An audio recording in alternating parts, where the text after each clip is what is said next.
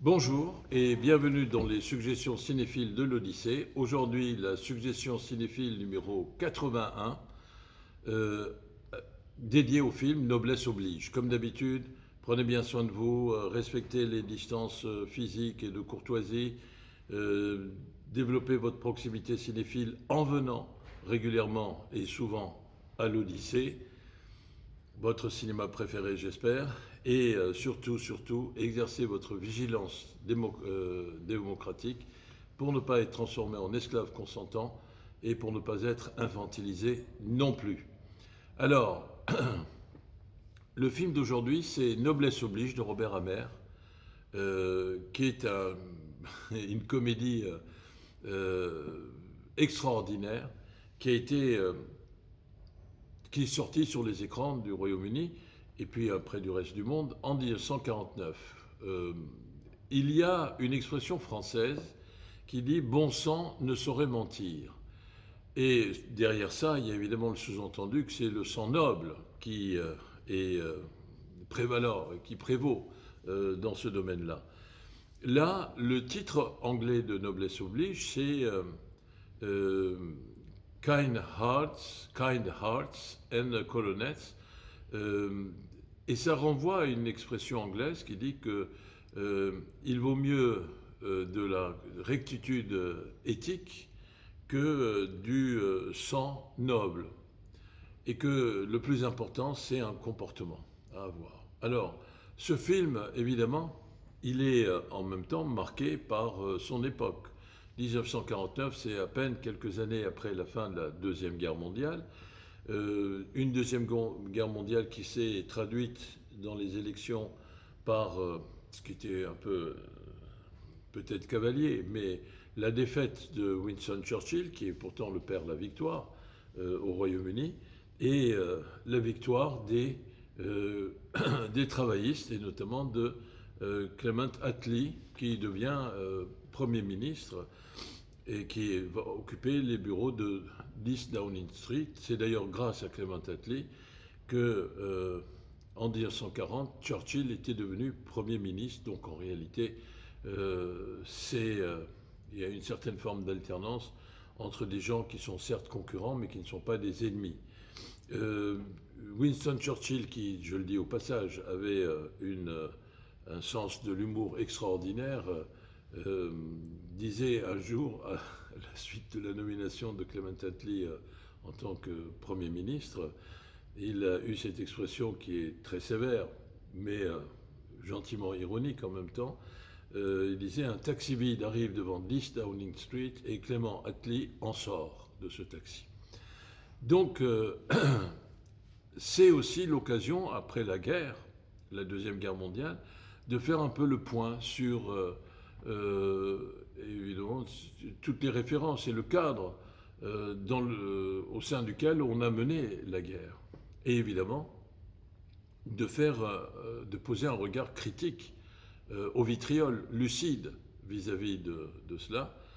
Et je dois dire que le film va se livrer à l'exercice suivant, c'est-à-dire dénoncer l'hypocrisie, l'arrogance, la tartufferie, si vous voulez, du monde de l'aristocratie qui établit les règles du comme il faut, n'est-ce pas, mais de manière à ce qu'elles soient appliquées aux autres et pas forcément à elles-mêmes. Ça s'appelle de la tartufferie ou alors le double langage, quoi, voilà. Deux poids, deux mesures, si vous préférez. Et le film commence par un, un monsieur qui est assis à une table et qui écrit ses mémoires.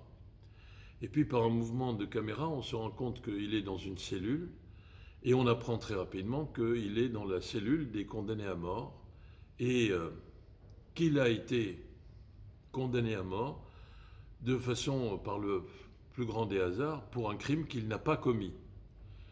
Alors que par ailleurs, il a commis plusieurs crimes. Et c'est ces crimes qu'il est en train d'évoquer dans ses mémoires, juste avant d'aller à la potence. Et donc, en réalité, les motivations de ces crimes sont les suivantes. C'est que ce garçon, ce jeune homme, il est le fils d'une duchesse, donc de sang bleu, de noblesse, la famille d'Ascogne, s'il vous plaît, qui a été écartée par sa propre famille, parce qu'elle a épousé un ténor italien qui répond au doux nom de Luis Mazzini.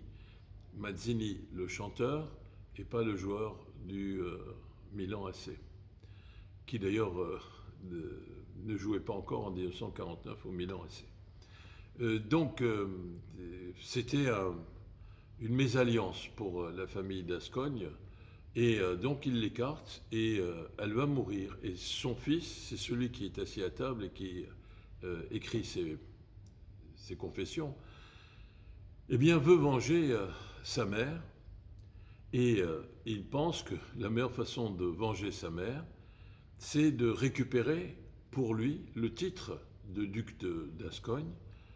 Mais il y a un petit problème, pas si important que ça, c'est-à-dire qu'il y a 8 prétendants qui passent devant lui pour accéder au titre de chef de famille, et donc de duc ou duchesse d'Ascogne. Et donc, comment régler ce problème quand on est le 9e sur le rang de succession? Eh bien, c'est élémentaire, mon cher Watson, dirait Sherlock Holmes, on va se liquider, on va tuer les 8 héritiers précédents dans le rang de succession. Et ces 8 héritiers sont joués, incarnés par un acteur qui le fait très très très bien, qui s'appelle Alec Guinness. Il joue le rôle d'un amiral, d'un général, d'un prêtre anglican ou d'un évêque anglican, d'une dame aussi. Bref, c'est des rôles de composition, comme on dit, qui sont très variés. Et les 8 vont se faire, si vous me passez l'expression, comme dirait Audiard, et ils vont se faire dégommer. Et à chaque fois, il y a la manifestation d'une ingéniosité, d'une créativité extraordinaire dans l'élaboration, la préparation et l'exécution d'un crime. Bon, et ça suppose aussi chaque fois que le crime, la méthode de crime est adaptée aux caractéristiques particulières des personnages qui sont tous aussi bêtes, grotesques, arrogants et ridicules les uns les unes que les autres. Alors, vous voyez que c'est une comédie qui est enlevée, qui est frappée au rythme d'une grande dynamique de drôlerie, et qui, au passage, évidemment, le fait avec tout le flegme dont l'humour britannique est capable. C'est pour ça que certains esprits chagrins qui n'ont pas bien compris le film trouvaient qu'il était froid et distant, et que le seul intérêt du film, ça aurait été qu'il y a un acteur qui joue les 8 personnages. D'ailleurs, c'est à la demande d'Alec Guinness lui-même qui insiste parce qu'on lui proposait au départ 3 rôles, et qui insiste pour jouer les 8 rôles. Bien.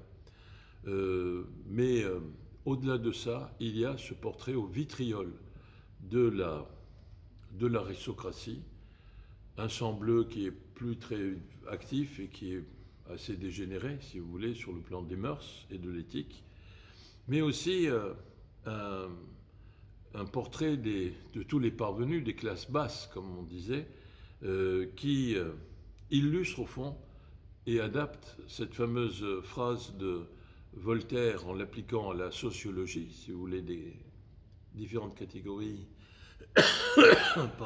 socio-professionnelles. On connaît la superbe expression de Voltaire, Dieu a créé l'homme à son image et celui-ci le lui a bien rendu. On pourrait dire que l'aristocratie, les riches, les privilégiés ont créé les pauvres à leur image et ceux-ci le leur rendent bien. Donc lui, le criminel déclassé qui veut être reclassé en rang supérieur au sommet, eh bien, ça montre que les riches comme les pauvres, dans ce Royaume-Uni du 1949, eh bien, ils sont comme les deux faces d'une même médaille, peu reluisante. Alors, ce qui est intéressant, c'est que pour parler de cela, le film s'inscrit au début des années 1900-1910, à l'époque du roi Edward, King Edward. Et donc, il y a ce portrait au vitriol, cette interprétation, notamment de Alec Guinness, ce rythme et ce montage qui font que c'est un film absolument à voir. Je vous invite à le voir. Il y a une fin qui est pas mal du tout, donc je préfère ne pas vous en parler, mais vous aurez l'occasion de découvrir cette fin. Où ça? En venant à l'Odyssée, voir Noblesse oblige à l'affiche du 22 juin jusqu'au 14 juillet 2020. Prenez bien soin de vous. Merci. À très bientôt. Au revoir.